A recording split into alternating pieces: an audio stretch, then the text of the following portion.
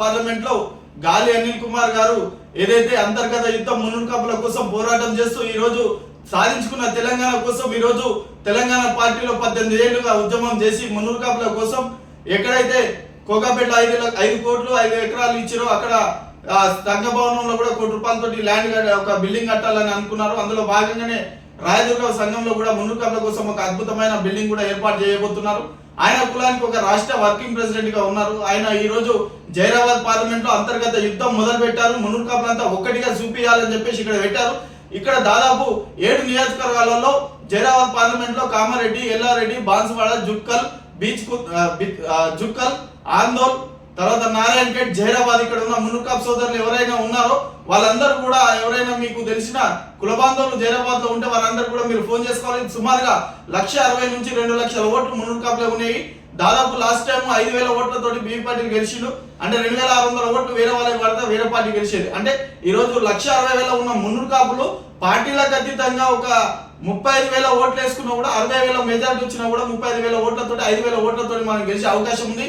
ఇక్కడ ఏదైతే మునుకాపులంతా సంఘటితమై ఒక శక్తిగా నిర్మితమైనమని చెప్పేసి జైరాబాద్ గడ్డలో మునుకాపుల అడ్డగా తయారు చేయాలని చెప్పేసి ఇడికి రావడం జరిగింది. ఇక్కడ కూడా మంచి హాట్ సీటు. ఎందుకంటే బీజేపీలో మన బీ పార్టీలు ఆయన రాజకీయ స్వార్థం కోసం ఆయన కడవ మార్చుకొని ఈ రోజు ఆయన ఒక రంగు పూసుకొని వచ్చాడు. మన కాంగ్రెస్ లో కూడా సురేష్ శెట్కారి కూడా ఆల్రెడీ ఒకసారి ఎంపీగా వీళ్ళిద్దరు చేయడం జరిగింది. కొత్త వారికి అవకాశం ఇవ్వాలి. ఖచ్చితంగా మన గాలి అనిల్ కుమార్ గారు గెలిస్తే ఇక్కడ కాంగ్రెస్ పార్టీలో గెలిస్తేనో 70 మందిలో ఒకడైతాడు, లేకపోతే బీజేపీలో గెలిస్తేనో 300 మందిలో ఒకడైతాడు. కానీ బీఆర్ఎస్ పార్టీ నుంచి గాలి అనిల్ కుమార్ గెలిస్తే ఈ 2 రాష్ట్రాలు ఏదైతే కర్ణాటక, మహారాష్ట్ర నుంచి ఏదైతే నీళ్లు వచ్చేది ఉంటుందో ఆ సెంట్రల్ గవర్నమెంట్ చేతుల్లో ఆ ప్రాజెక్టులు ఉంటాయి. కాబట్టి ఖచ్చితంగా మన గొంతుగా వినిపించాలి. తెలంగాణ గొంతుగా తెలంగాణ రైతుల పక్షాన మునుకాపు సోదరుల పక్షాన వినిపించడానికి గాలి అనిల్ కుమార్ ఇక్కడ జైరాబాద్ పార్లమెంట్ లో రావడం జరిగింది. నిధులు కావాలన్నా కరెంటు కావాలన్నా ఇక్కడ ఖచ్చితంగా మన అనిల్ అన్న గారు ఖచ్చితంగా ఉండాలని తెలియజేస్తున్నా.